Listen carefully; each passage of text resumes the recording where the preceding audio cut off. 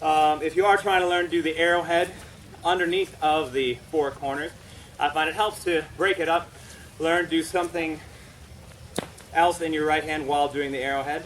Like it helps to practice this routine by Simon Martin called shaft cutter, where you arrowhead in the left hand and fast figure eight in the right hand.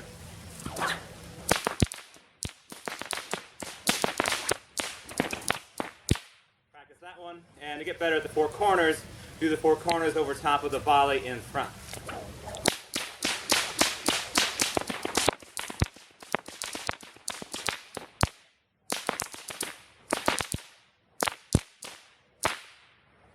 And now check out how Ben Hughes and Daniel Wicks really do it.